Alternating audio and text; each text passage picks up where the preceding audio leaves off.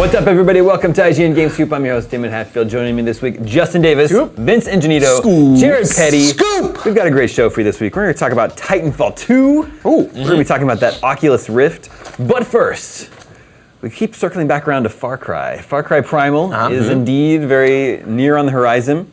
And we have the first caveman game. The very first caveman game. Yep. There's never been one before. BC never came out. We've It's a throwback.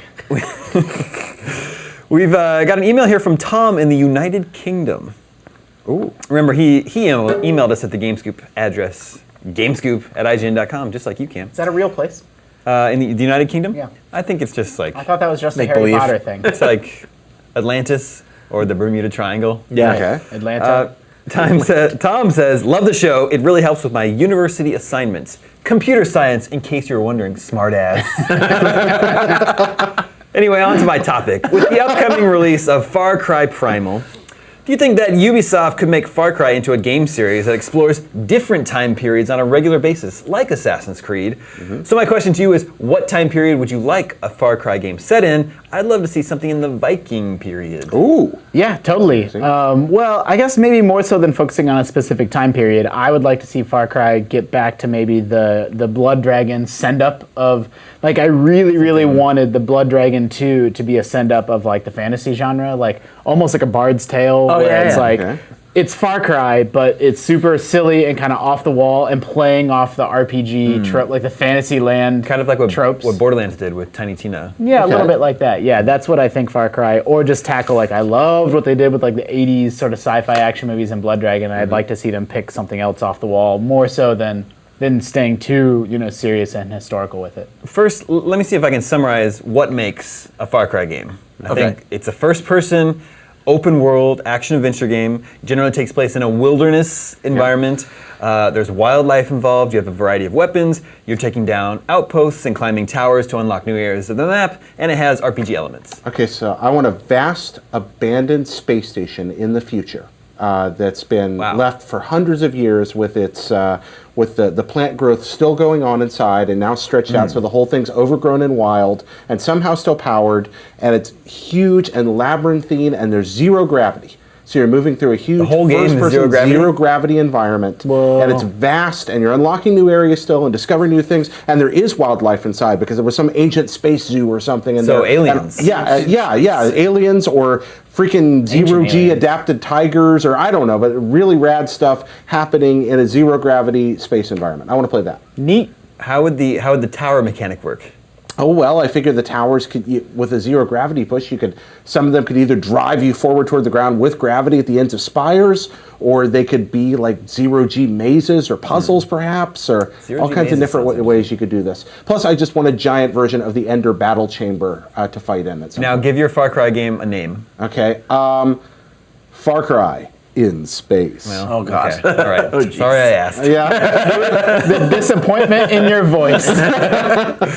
Vince, what do you think? I think feudal Japan would be interesting. Yeah. In general, it's so funny because you would think because of how important Eastern culture has been, obviously, to video games in general, you would think there would be so many games that that mine that for thrills, and you just don't see many. There was the Tenchu games, I guess, that kind of... Yeah, but they've been dormant for a long time. They've been dormant for a long time. So, we get some ninja-y kind of generic stuff, but I would love to see something that was actually set in a feudal Japan, sweeping plains of reeds and tall grass, and that's what I would be. And I think it would be cool also to kind of turn Far Cry a little bit on its head and say, it's always been a first-person adventure game, action adventure, but it's always primarily been about, in terms of how you interact with, how you do combat, is first-person shooting. I think it would be interesting if it focused more on melee combat. That would be, And Ninja Stars. and ninja stars. Blow darts. Ooh, like that. Kunai.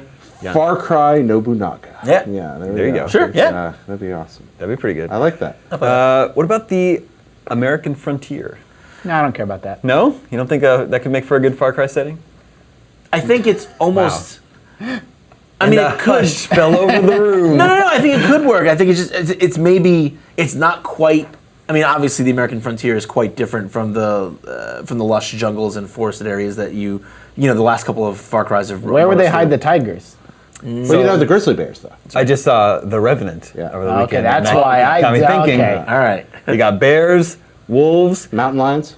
mountain lions. You got other frontiersmen. Right, all the dangerous world's most frontiersmen, dangerous animal very people. hostile Native Americans, all sorts of different threats. So you think like a Lewis and Clark kind of game? Maybe? Yeah. Like set during that period? You'd have weapons, you'd have some guns available to you, but you could also have a bow and arrow, you could have hatchets and knives. Oh, could we perhaps be like a Native American Sure, maybe you're a Native maybe? American, Yeah. sure, Ooh, yeah. yeah. Taking place in the Wild Wild West. And then Ooh, it connects to look at that. Assassin's Creed 3 and we all cry. Oh, ooh. Does it play the Will Smith song on a loop? Yep, that's the only one song in the game.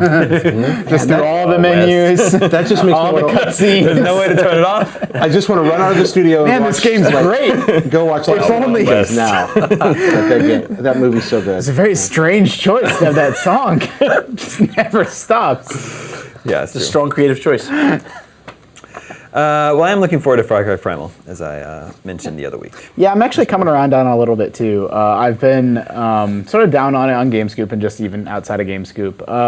Not for any specific reason. I played a lot of 3 and played about half of 4, and then I'm just kind of, I feel like I've sort of had my fill. But it seems like it's different enough, and I was a little bit worried that it was an expansion pack that they blew into a full game, but now it seems a little bit more clear the more we see that Primal is sort of a full-fledged, Far Cry 5 size experience. So I think it's coming out at the right time too. So I'm warming up to it a little bit. Cool. Yeah, it's only like a year and a few months after Far Cry 4. Yeah. Yeah. Hasn't been that long.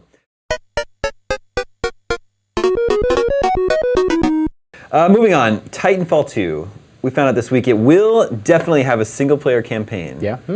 The original Titanfall was a multiplayer-only affair, much like Evolve, much like Rainbow Six Siege, much like Star Wars Battlefront. Do we think, for lack of a better word, adding a single-player campaign to Titanfall 2 is like the developers, a lesson learned for the developers?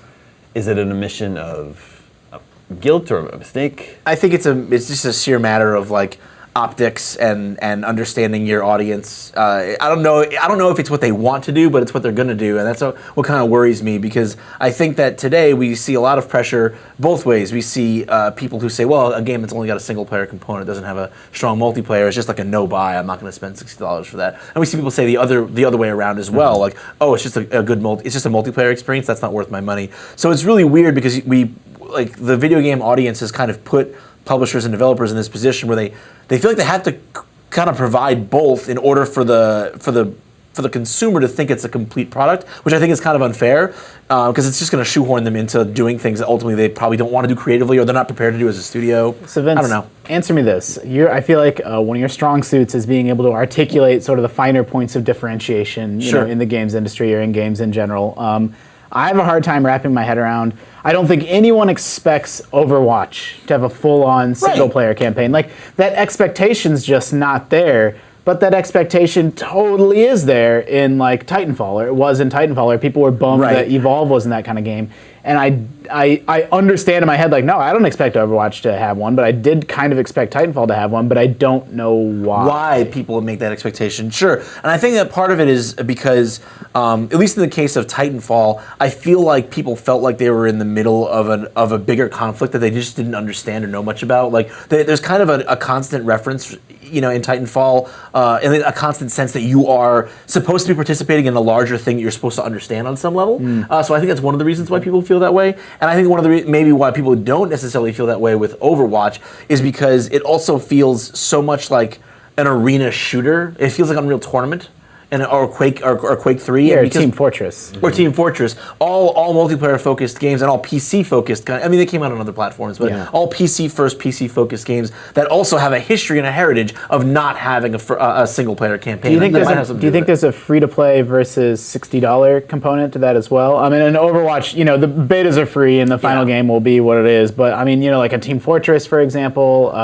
I feel like a lot of the multiplayer-only games are, free to play and make their money in other ways. Yeah, and that's true. Like we're seeing that already. That companies are becoming more and more comfortable with selling a game for $40 or $50 or $60 and still doing a microtransaction, market. Yeah, they'll just do both now. Yeah, they just do both, and like the resistance to that is coming down a little bit, but it's still pretty. Sure. It's still pretty, vehement. I think part of it is there for sure is that people start to associate. I think you have a good point. People start to associate multiplayer with this is meant to be something that keeps people forever in a feedback loop of risk of like achievement and reward, and I think that kind of conjures up some icky, not so positive feelings and connotations. I don't know. It's got to be tough because the players want the full package. They want to feel like they're getting their full $60 worth. So they want a big single player campaign and they want a robust multiplayer mode. But the publishers and the shareholders have data that says that 99% of people's time in Call of Duty is spent in multiplayer. So why invest all this time and money into creating a single player campaign? Yeah, I mean, the one point I was going to make is that there's parallels to backwards compatibility in the consoles. Like the data shows nobody uses it. Everyone says they want it, but the words that come out of their mouth don't match their actual behavior. Like people, once you have the new shiny next-gen games, people don't go back and play their last-gen games. And obviously there's a few people watching the show that do, but I mean, understand that you are the minority. General. Like it's not a very common thing. And so that puts publishers in a bind where they're going to totally get whacked by websites like IGN and, on social media when they don't include this feature that their data shows isn't very well used. And that's very similar to the single-player campaigns in these shooters, I think. You may have nailed it earlier when you were talking about, I guess, what would be a matter of cultural expectations. People that have spent their time playing games that have continually given them both modes, Call of Duty, Halo, things like that are moving into a Titanfall audience. They walk in, and it's an expectation that has much less to do, like you just expressed, with the reality than maybe with simply a cultural feeling that this is something that I'm used to and something that belongs. When Quake 3 came out without a real single-player mode, it was a big deal in the PC world. But they also had a very effective messaging that made that work. And they had UT to pop up against them at almost the same moment. And so you had this wonderful situation where they kind of had a perfect storm. Great messaging combined with a rival product that emerged at the same time on the same model. I think that something like that could happen in the console space, but it would be a risk, and I'm not sure that they're really interested in taking that risk. Titanfall's messaging about its multiplayer-only components was clear, but I'm not sure it was sensitive to what people wanted. And they could have handled it better than they did. Yeah. I'm trying to think about a paid game, not free-to-play game, that's multiplayer only, that's been a huge success. Because they rely on... paid game. Counter-Strike, multiplayer I guess. But yeah. Like a $20 or $30 or $60 game that's multiplayer only. That's had a continued. Counter-Strike is probably the one example that really jumps to mind. But is Team Fortress free to play? It is now. It started as a $20 download, then they eventually moved to free. I mean, the whole thing about a multiplayer game is it's only as strong as its community. And so I'm not going to say it's a requirement that they be free, but that's totally like the conventional wisdom right now, where that's typically what we see. Yeah, I mean... Like, that's a big problem with Evolve, is there's just not enough people playing it. It's not the quality of the game at all. Right. And, like, I think it's crazy that I have to look this far back, but, Battlefield in its earlier years was multiplayer only, and that's the way that experience was sold. Sure, that's true. But eventually they did. Even as successful as that franchise was, they still had to bow to the whole "we need a single player" component element as well. And it's unfortunate to me because, especially, I think in the last 5 years, 5 to 10 years, I've become much more interested in multiplayer games outside of the fighting game genre. And it's because I think that multiplayer design has become so much more sophisticated in so many ways, from map design to mechanics and asymmetry, and like how asymmetry in maps, asymmetry in factions. Like, there's so many ways in which that genre has become more interesting to me. And the problem is that as it's evolved, it shows that it's a completely different kind of design logic from a single player game. So you need to tell me that one team is going to make both of those experiences, one of them is going to be really good, and the other one's just going to be. Well, they often are. And I'm not interested in that. They are separate teams, to be fair. But I mean, one dev house, or sometimes one set of resources, one balance sheet. Well, there's the presumption, whether it's real or not, that the single player is taking resources away from the other, and they are in the sense that it's adding to the budget, to the balance sheet. But who knows whether if they didn't have one, all that money would have been plowed into the other. you definitely open yourself up to risk. Like you mentioned Halo as a game where there's an expectation for single player. Like I actually really liked Halo 5's campaign. The conventional wisdom is that it's not very good. Like that's just kind of the word on the street.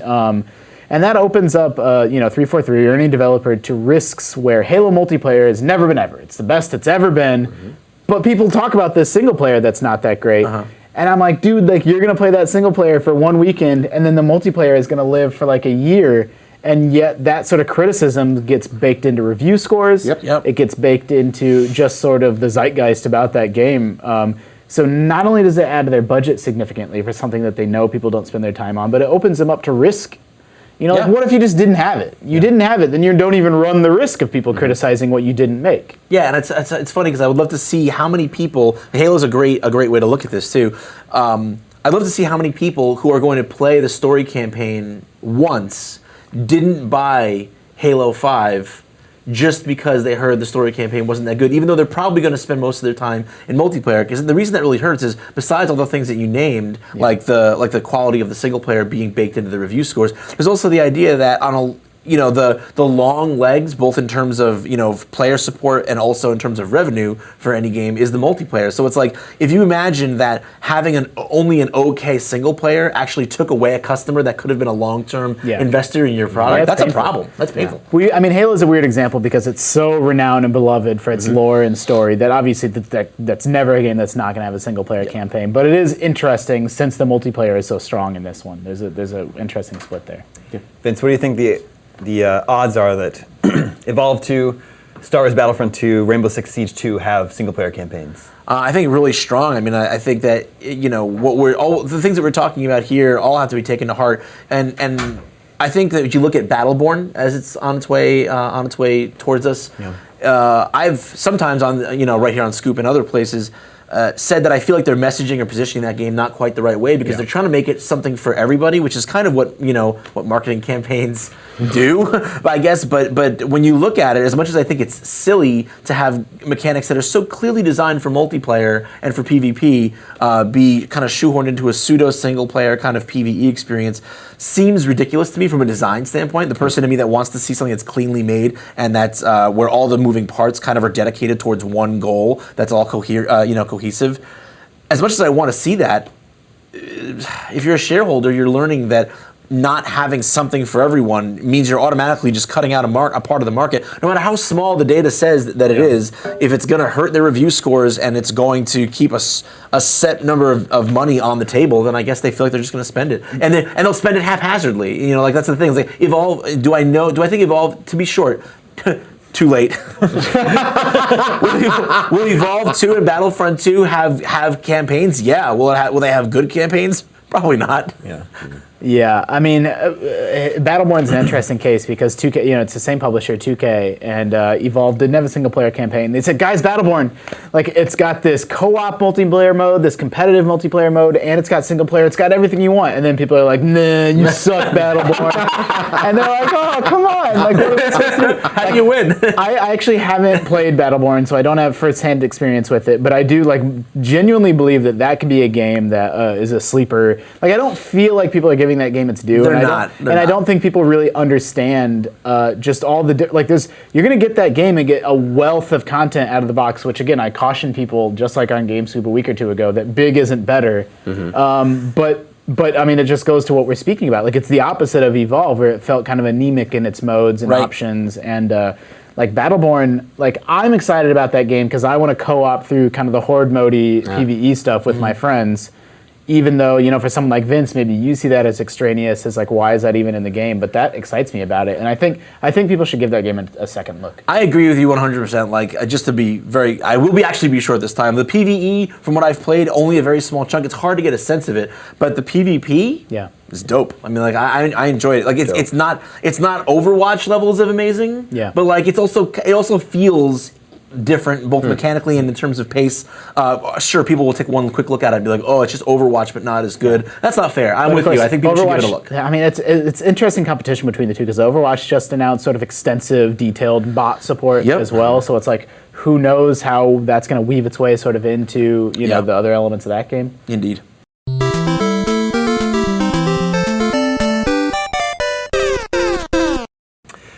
Staying on topic of multiplayer games, our next topic comes from Richard Jenkins in Staffordshire, UK. Oh, whoa. He says, new listener, really look forward to the weekly podcast, so please keep up the good work. Thanks, Rich. Thank you. Richard. Yeah, thank you. I'm really enjoying Star Wars Battlefront and Rainbow Six Siege at the moment, and cannot wait for Tom Clancy's The Division, which are all online only until one day the servers get pulled, which would leave this type of game in limbo. Yeah. So my question is, are we buying these games, or are we actually just renting server time? Because these games will become redundant with time. Does this really matter? Surely by the time the server switched off, the sequel will presumably be out and the community will have moved on. For example, does anyone still play Call of Duty World at War? Great question. He's raising an issue that stretches into legal arenas, into philosophical areas that can get fuzzy really fast. But there are people right now working to have special allowances made to Digital Millennium Copyright Act laws just so they can run old game servers, so that these aren't lost forever. Like so MMOs that went offline. Yeah, exactly. MMOs that go offline, or games that rely on servers to work. There are some special allowances being granted to allow people to run or to host servers so that these aren't lost, so that we'll be able to look back in 50 years and go, oh yeah, that was an important part of, that was a step in history. This thing happened there. But I think, no, you're renting the time. You're paying money and you're renting it because sooner or later it'll be gone. And we could get really philosophical and say, well, someday my disk is going to suffer laser rot.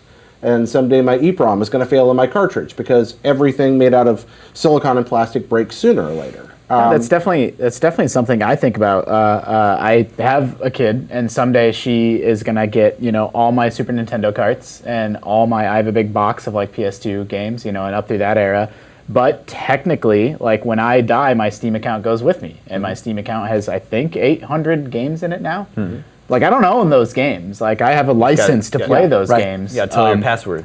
I guess that is a separate issue, but it ties into, these multiplayer servers will go offline someday, and when the game is multiplayer only, like, that's it. Felicity, the password. Password 1, 2, 3. Oh. It's the same password. But that's perfect. This is why, despite everything that's done to video game sales, emulation is maybe the best thing in the world for games in the long haul. Because the fact is it allows us to preserve these things that would otherwise be lost to the ravages of time, the fickleness of online stores. There may come a day when Amazon.com doesn't exist anymore. That sounds ludicrous right now, that there might not be a Steam or an Amazon, but bigger companies than those have failed. But you're only talking about the preservation aspect of it, not the aspect of I paid $60 for Super Metroid 20 years ago and I can still play that copy of Super Metroid, but I can't play a wide range of EA and Activision and Ubisoft games where their servers have been turned off.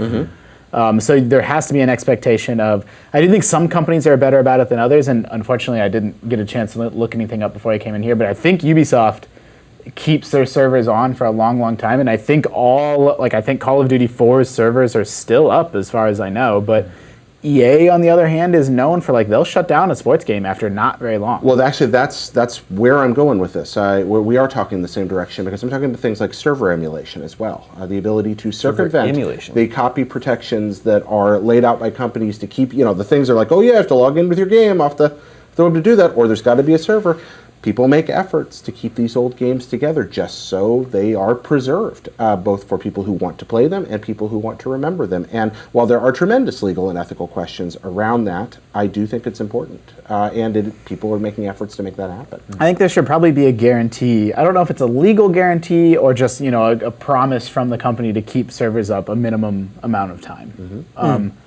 That's going to be tough for a smaller, if you're making a small indie MMO and you're like, yo, sorry, we made this promise, but we couldn't stick to it. But if you're an EA or an Activision or a Ubisoft, I would feel more comfortable if they say, look, come hell or high water, we will keep the servers up for Evolve for 3 years. Right. Yeah. But are there games you want to play now that you can't anymore? I mean, if I ever wanted to play Vanilla WoW, is there a way? No, I don't know. I mean, Dark Age of Camelot. Huh? Wow, okay. deep cut, I like it. Yeah.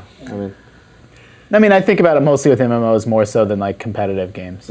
Yeah. But I think about things that had tech that I want to play Vanilla WoW. Yeah, that world's gone in Cataclysm now. And then there are games again. There's some of the ones, especially from earlier in this decade, that forced you to log into a server or at least get a key every time you popped on. If that server's not there anymore, Yeah. the game just stops working. And that's I would play Crimson Skies or Phantom Dust on the original oh Xbox. my god, Phantom Dust! I would play it with you. I'll play Crimson Skies with you. You guys were so close to getting a new Phantom Dust game. And I know we had it ripped from our You hands. like fell backward in your chair at Yeah, E3. in the E3 At the war announcement? room. Yeah, Yeah. at the E3 war room when they announced it, I stood up and yelled, Yeah. and everyone in the war room looked at me like, No, I was with you. I- Phantom Dust is so dope. oh my god, such a dope game. But just I to like that game. But real quick, I think like what we're kind of like meandering off onto here is the idea of like the game.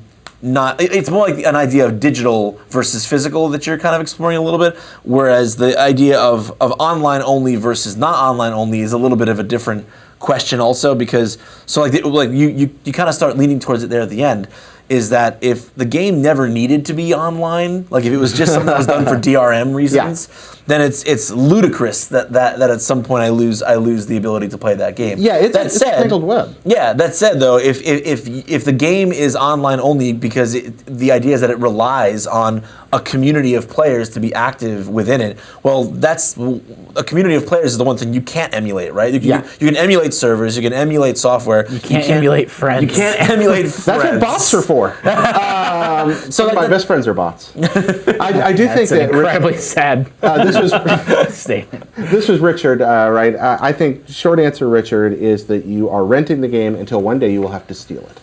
Until you have to steal it. yeah. I mean, unfortunately, you shouldn't have to steal it. I want No, another it shouldn't have. SSX that doesn't have a bunch of online baloney in it. Did the last one have a bunch of online baloney? Yeah, it did. I mean, it actually wasn't baloney. It was okay. Like I kind of liked it, but again, I just suspect that there's no community there anymore, and it hung its whole hat on that community. And now what do you do? Sure. I mean, I guess it also comes down to how many hours you got out of it too. Like I can see where you're coming at it from, but I think it's also kind of a cynical way of framing it though. I feel like, you know, at the end of the day, if you paid the money to have the game and you played it for 2 years straight and got 300 hours of gameplay out of it, like, and then you moved on to something else, and then quietly a year later, without you even realizing it, they turned the servers off. You don't have to steal the game, and you didn't rent it. You paid X amount of money for X amount of enjoyment, and you're in It's there. actually probably like a user agreement that you agree to. Yeah. That says that they might turn the servers off someday. Moving on, we just found out Oculus Rift PC bundle pre-order price and shipping info. Do you guys see this information? No. So the Shock me. Oculus Rift is shipping March 28th, I believe.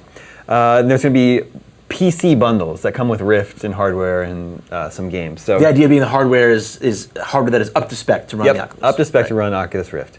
Pre-orders go live February 16th. The bundles cost $1,500. That's actually less than I was expecting. Yeah, that's actually well. They include an Oculus Ready PC and the Rift headset and a sensor and remote. I don't know what those devices are for, but the Rift bundles also come with an Xbox One controller and 2 games, Lucky's Tale and E-Valkyrie Founders Pack. Lucky's Tale being the third-person Which platformer. both those games come with any Oculus. Yeah, you buy. they come with Oculus anyway. And now the PC specs, they come with NVIDIA GeForce GTX 970 or better. Does this mean anything to you guys? Yeah, 970 is pretty sure. solid. It's a Yeah, damn it's a solid card. Solid card. You get Damn 8 to solid 16 gigs of DDR4 RAM, massive amounts of storage, Intel i5 6400, Okay. with the exception of the Alienware Area 51 model, which is powered by the Intel i7 5820K. there Okay, you cool. go. So it's a solid PC. It's So wait, especially so the graphics-wise. Oculus is $600? The Oculus Rift? yeah, The bundle is $600 and it comes with a couple games, the controller, and yada yada. So that's a $900 PC. Yeah. Which, I mean, I guarantee you, if you go to PC Parts Picker or someone else, Yeah. you can build a PC for yourself for less. But my It saves you all that trouble. Probably only a few Well, that's what I was hundred. gonna say. My initial sort of snap, and I would need to price this stuff out. But my Right. snap judgment is that sounds close-ish to a $900 PC. Yeah. Yeah, for an early adopter package, I think that's reasonable. That's a lot of money. I don't want to make light of $1,500. It's a huge amount of money. But for an emergent technology and early adopters, yeah, great. But it's also, I mean, it's a reasonable. PC and the Oculus. Exactly. It's yeah. I don't think this is anything but a completely reasonable price for something that's going to give you a experience you cannot have anywhere else. Well, the thing that I just want to, again, overemphasize is that I'm sure without looking on any message boards, people are saying $1,500 for VR, blah, blah, blah. But it's like, dude, you're getting a PC that lets you do all the PC things. Like, you don't include the price of the TV when you're calculating how much it costs you to play Wii U. Like, you just got to get the TV. Like, you can use the PC for everything else that you use a PC for. And so to me, that seems fairly reasonable. Yeah, and if you're a person like me, and a lot of people are going to be in this scenario now where they're realizing that VR is coming and it's soon and it's actually pretty cool, and they're like, wow, my PC isn't up to spec. You'd have to buy a new PC anyway. So it's like, this is just offering you both of the things that you want. CPU, like, or whatever. Yeah, you know. you'd be. I mean, like, for me, like I just have like a fairly beefy gaming laptop, but like not nearly up to spec to play stuff on the Oculus. So to me, I'm like, yeah, $1,500, and I get the $600 device that I was looking to buy, and I get a PC that I can use it for at an affordable price. Like, now, full disclosure, something that is important for us to remember. I've had people mention this to me before in messages and tweets. We're going to have the opportunity to fool with this thing in the office, most likely. There are PCs here that can run it, and we'll probably have these units. So this may not be a purchasing decision that we have to make unless we actually want to bring it home. That doesn't particularly change any of the truth about what we believe about what we're saying here, but we should probably let people know that while we're talking about these being reasonable rates, you and I will have opportunities to sit and go, where are we actually going to pay this, or we just play it at work? And that's important to think about. Well, I mean, no one should do this if they're not in the market for a PC anyway. Yeah. Like, this is for people that are thinking about getting a PC and we're thinking about getting Oculus, and now you have this option. Like, that is me. Like, my computer is 5 years old, and I was considering an Oculus and considering whether I wanted to build or buy a PC. And so now this is an option that I have to consider and probably talk my wife into. I am in exactly the same boat. I've got an aging PC and I wanted to buy an Oculus. So I thought you were going to say an aging wife for a minute. No, I'm the only one among us that's truly aging.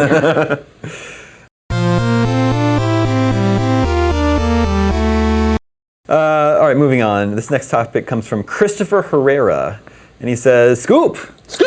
I love the show. Long-time listener / viewer. First time being read, hopefully. Oh, cool. I'm currently enrolled in pursuing my Master's of Arts at my university. I have not played any games for about 6 months now. With my full-time attendance, assistantship, and girlfriend, I do not have time to tackle any AAA or indie games.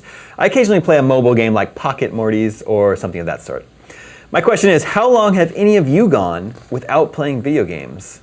What do you think of my situation? I tell people that I will have a fantastic retirement when I'm done with school and be able to finally play all these games. He says, I have unopened games such as Arkham Knight, Fallout 4, Metal Gear Solid 5, and so on. Okay, I thought hard about this one. I had to think hard about this. I think that since the age of about 3, I don't know if I've gone a week.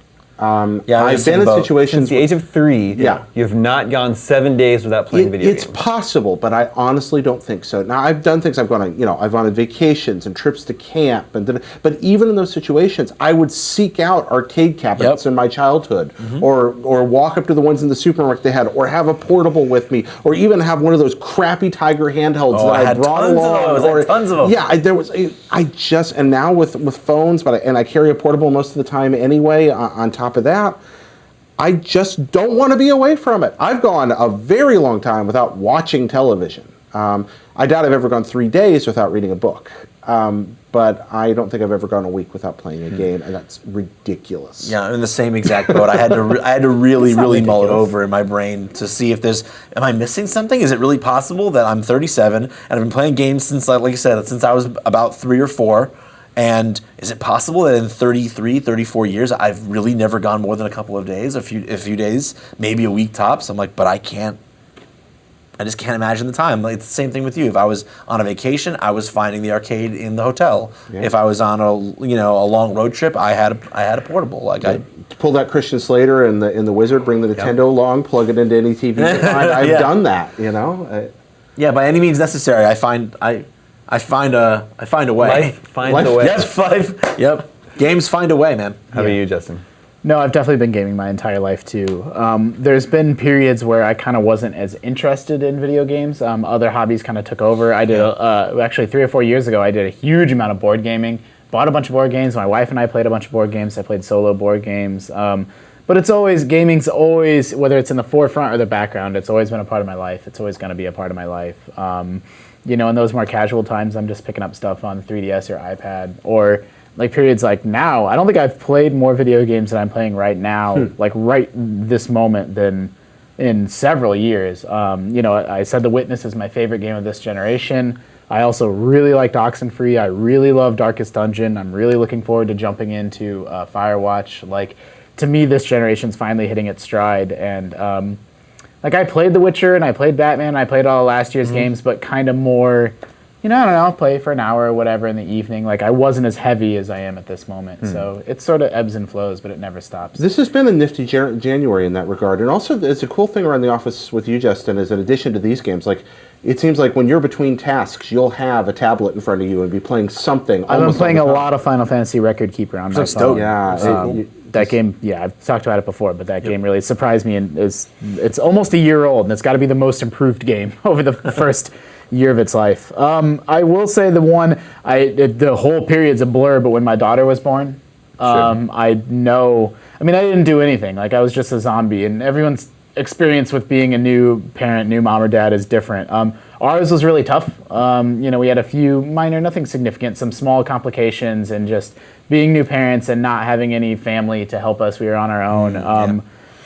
We had a very, very challenging first couple months with our daughter. And now it's great, and she's the best thing ever. But that period, my enduring memory was just it being very tough. And I remember trying to play, it was Watch Dogs had just come out. And then I tried it and put it down, and tried it and put it down, and I don't think I played any video games for a while. But again, That wasn't the baby, that was just Watch Dogs, Justin. Well, I know. That's what, it's hard for me to conflate. I keep telling people that I didn't think that game was good. I'm like, was it really not good, or was I just exhausted? It just wasn't good. I liked Watch Dogs. Do you like Watch Dogs? I know I'm like the only one, but I did like Watch Dogs. And now it's fine. Like, my daughter fits into, my gaming habits fit in with my daughter in my life just fine. But when she was a newborn baby, it was pretty impossible. Yeah. Like you guys, I probably rarely go more than a week without playing games, with the exception of a year or two in my like teenage years when I was like, you know, growing up and like trying to figure out who I was and trying to be cool and make friends and like thinking like I need to like set aside that, do other things and pursue more serious things. But then I would like come back to it and say, oh yeah, I love video games. There's probably a year when I was a teenager that I didn't play any video games. But that was your time in the wilderness. Yeah. I feel like I was my heaviest. Like, all my friends played games. We all bonded over like Smash and Super Monkey Ball, and before that, like GoldenEye when we were younger. Like, no, my friends and I played games heavily when I was like in elementary school and then in college, but not really so much during high school. It is time for Video Game 20 Questions. Woohoo! This is where you, the viewers and listeners, suggest a game. I keep it a mystery locked away in my mind, and then these guys have 20 yes or no questions with which to guess it. And for the remaining 3 weeks of February, we're going to be giving away some more of those sub-pack Fallout 4 prize packs to people whose suggestions I select. And this includes the Fallout 4 Vault-Tec sub-pack seatback system, Fallout 4 Pip-Boy Edition, a Pip-Boy bobblehead, Vault-Tec headphones, Vault-Tec mice, Fallout 4 messenger bag, mouse pad, and Vault-Tec hoodie. The total value is $800. Whoa! Nice. And our winner this week is Richard, who suggested this week's game. what is the game? Nice try. Nice try, Justin. That would have been amazing. You gotta get up pretty early in the morning to outscoop me. Do you play as a human? Yes. Was this game released before January 1st, 2000? Yes. Was this game released after January 1st, 1990? Yes. Okay, So so we between have 1990 and 90 2000. Does your character have a button that they can press to run faster, to run? You got a run button. I don't think there's a run button, no. Okay. Okay. Media? I'm just gonna blow this whole thing. I know you're trying. What are you doing here? He's being a renegade. Sam's out here to go renegade. He's going rogue. He did this last time I was on. He opened up with, "Does your person wear a hat?" Yeah, but it helped us. Going rogue. Yeah, that did work that time. So Maybe all media? right. So is this? Yeah, is this? disc or cart might be good. Yeah. Okay, well, actually, I was going to ask a similar question. Is this game 2-dimensional or 3-dimensional? No, you gotta This pick is- yes or no. Oh, well, you said disc or cart. Well, yeah, but didn't ask I that would have phrased it in a, Is this game two-dimensional? Yes. Okay, so it's a 2D. You 5 play a person. questions. There's no run button. It's in that decade. There's a lot of games like that. All right. I feel like if it was a platformer, it'd probably have a run button. Yeah. Maybe not. Nah, This not a lot had them. this game originally appeared on a cartridge. No. Okay. Oh, wow, either- wait. That's really weird. I thought for sure since it was 2D, it did. So we've got a disc or 2D arcade? game. But Alucard's a Dracula. Right? Alucard's a Dracula. I don't think you know how the undead works. It's all those Draculas. I'm gonna go out on a limb and say that I think Damon would have interpreted the question as humanoid, not necessarily biological. I would 1,000% call foul if it's Alucard or any other Dracula. Okay. But there are The question was, do you play as a human? Yeah. The answer remains yes. Okay, you play as a Okay. human. There 2D, you and it could be arcade still. It doesn't necessarily have to be a Does your character vocally with sound speak? Do they speak? I don't think you speak. So it's not bad dudes. 2 weeks in a row. 2 in a row, bad dudes. That's the ultimate con right there. I would say, Okay, so genre Does your- platform. yeah, We I'm can- I'm still picturing platformers, but that Yeah, might be a mistake. so- Could be an RPG. Be a fighter, right, brawler. does your character shoot? Yes. The character shoots. That's Okay. really important. All right. 2D side-scrolling shoots between 90 and 2000. Does this game You're originally appear human. on optical media? I don't understand the question. Disc, optical. No. No. Okay, so Wait, so did he So say, it's an arcade game. it's an arcade so he game said no or to cartridge and? optical. So it's an arcade game, or it could be a computer game that appeared on floppy disk. No, that's probably not. I mean, it could be like Commander Keen. It's an arcade game. Huh? It's an arcade game. Yeah. Yeah. What if it were Commander Keen? It's not Commander King. No. Isn't a board kind of like a cartridge? I mean, isn't that basically? Nah. I mean, I don't Let's know. see. I wouldn't call a board a cart. Let's see. We could clarify this by just asking if it's an arcade game. it's a 2 game. No, I don't want to burn another question Question on it. question on that. It didn't appear on cart and it didn't appear on disc. This could Oh, no, also be CD. Hocus Pocus. I never or- said that. You said it didn't appear on optical media. I didn't say that.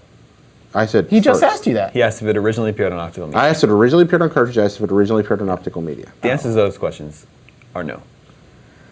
Okay. Okay, so at but you least- shoot. But you shoot and you're a human Yeah, and and it's it's 2D. 2D. There's still a lot of games that could be. We could ask about side-scrolling versus top-down. We could ask about genre. We could ask about because there's a lot. There could be an area shooter. It could be an arcade game. It could be. I don't know what year Smash TV came out, but it could be something like that. Is this game well, okay. Yeah, that's weird. And you don't speak. Yeah. I'm a little stumped. Why don't we ask about top-down? You can pass me, sure. Yeah, you okay with that? Yeah. Do you okay with that, guys?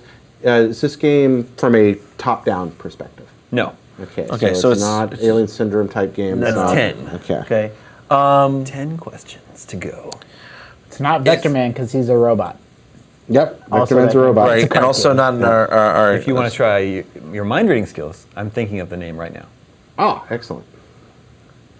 I don't believe you. Have you ever done like how is the word one name? Is the word two or is the name one word? Yeah, I don't like That to gets ask a about little, the like- title of the game. 'cause I Marty feel wanted like- like, does it begin with the letter A? Yeah, we Jared, maybe you weren't on that one. We No. discovered the cheat code where it was like, does the name start between A through M? Yeah. And it actually takes like 4 questions to have the Yeah. first letter of the name of the That's game. amazing. I wasn't there Yeah. for that. No, So that's rad. That got banned. Can I you listen to that one? can you select a character in this game? Good question. I think so, yes. So Metal Slug.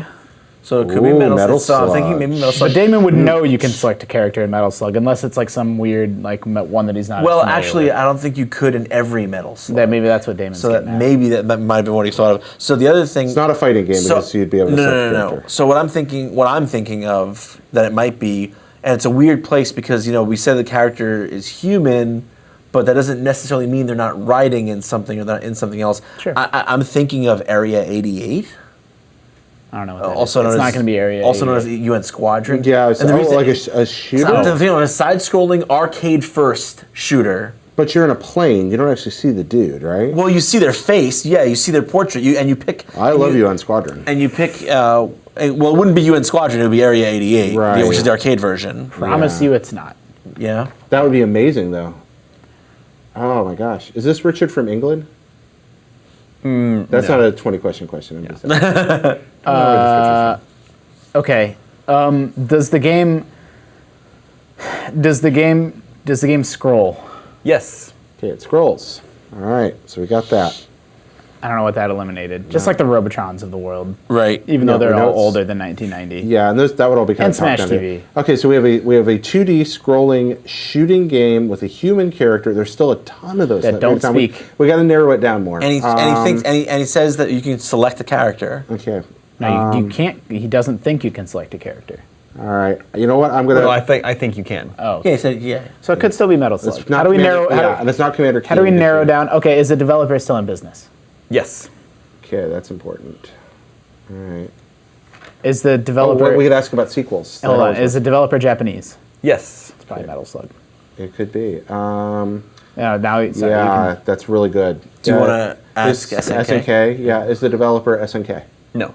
Oh. It's 15. 5 questions left. Okay. But it's not like any of the brawlers because you don't shoot in like a final. But there are fight. brawlers where you shoot, There are though. plenty Yeah, of but like brawlers not where you Streets of shoot. Rage or Final Fight or any of the ones that are like that people Right, would but really. Streets of Rage think wasn't about. in the arcade first. That's true. I just don't think it. Like, yeah, I know. I'm tempted to ask if it's Capcom. It's well, I mean, it's a Japanese developer that's still in business. Yeah. Yeah, there aren't too many of those.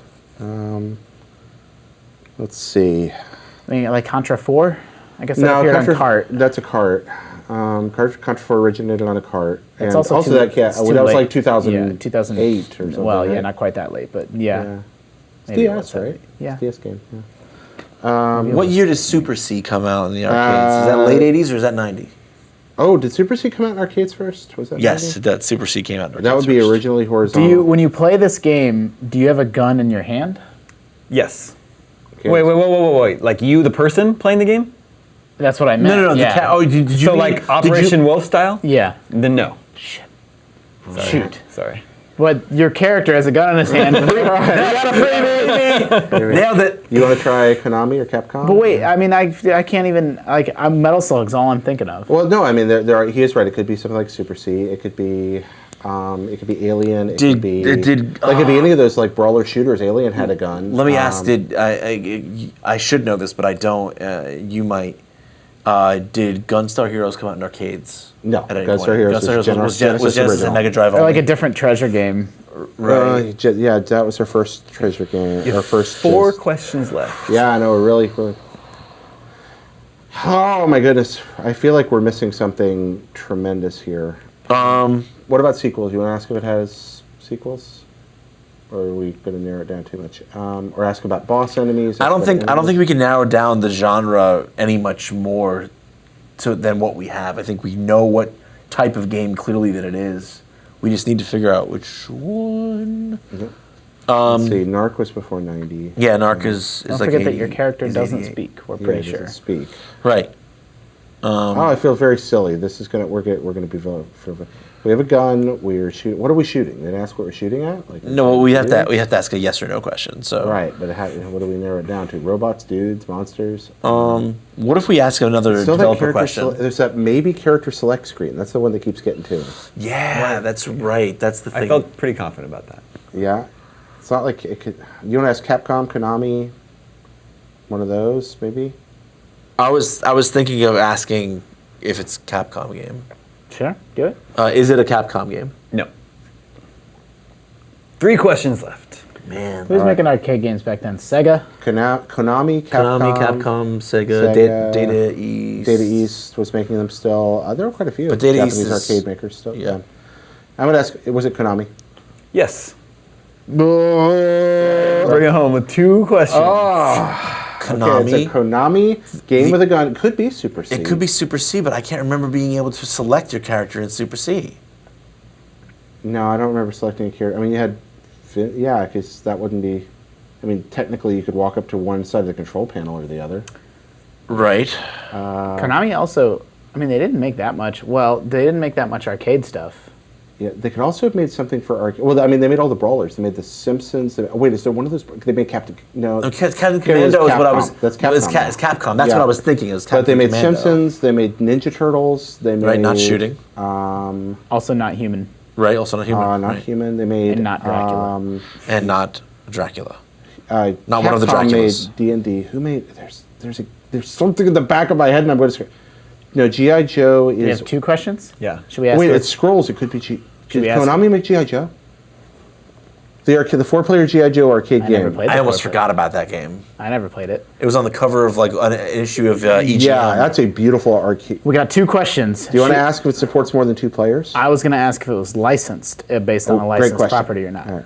Yeah, but then, yes or no, we still haven't. Then we're at. Then it's You know, we're at shot in the dark territory anyway. Is it based on a licensed property? No.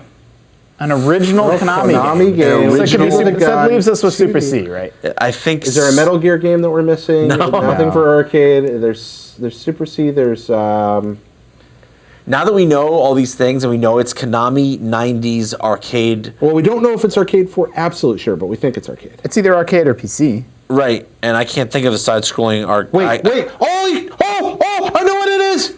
I'm going to take a break. I'm going to take a go. I'm going to think yes. Okay. Wait, hold on. Are you really? Sunset Riders. Bury me with my money. Yes! Yes! It is totally Sunset Riders. That's very. Nicely done. There was a Thank level. you. There was a character select in there. Yeah, so I thought you there could select was. a character. You picked Yeah. a color. Yeah. Right? Some of the bosses would speak, but I don't think you speak. Yeah, I don't I remember don't think you your speaking. characters ever say anything. Oh, that's such a good one. You Legit. shoot. Legit. I almost asked if you ride a horse. If you had asked if you wore a hat. If you would have asked if you wore a hat, that would have been helpful. Nicely Funny. done, guys. Sunset Riders Gosh. is a blind spot for me. That's the one for. I've said this before. So pirates, no, and cowboys also no. I'm just like nope, don't want to play those games. Not interesting to me. Sunset Riders is So I didn't kind play of fun. Sunset Riders. Sunset really Riders much. is really Yeah, good. It's a fun co-op game. Pretty good game. You like for you people. like this platforming on top of cows. Yeah, totally. You're running on top of that running on top of herd. a Yeah, stage yeah. of cows. There was always one in the arcades that I played at, but I never played it. Because it's like happens on multiple planes. People tend to treat it like a brawler, but it's really more of a shooter. It's just a weird multiplayer shooter. It's a lot We of did fun. it. Yeah, it's like when you ask, did it appear first on cartridge? Like the answer Yeah. is no because it appeared first in arcades. But then it did come to Super No, Nintendo and Genesis. that was an arcade game for me, totally. Yep, yeah, like totally. that's where I played it. I played it at the Fuddruckers all the time. We had Oh, Fuddruckers. boy. Yeah, I Yeah. definitely played games at my Fuddruckers too. When's the last time you were at a Fuddruckers? I was at a Fuddruckers 2 weeks ago. I was at one like a month ago. Like a month ago. They have those dope soda machines where you can like choose one of like a million. All the buttons, yeah, it just like comes out. It's amazing. There's 2 in the Bay Area at least. Yep. Nicely done, Jared. Bring it home. Yeah. Ugh. Nice man. Clutch. The final moments of the clock. The buzzer beater. Yeah, that's good. Richard, I'll be reaching out to get you your sub-pack prize pack, but we'll be giving away a couple more throughout the month of February. So remember, just email your suggestions to gamescoop@ign.com, and if yours is picked, you win that pack. That's all the scoops we have for you this week. Thank you, Justin. Thank you, Vince. Thank you, Jared. My name is Damon. This is IGN Gamescoop, and we're out.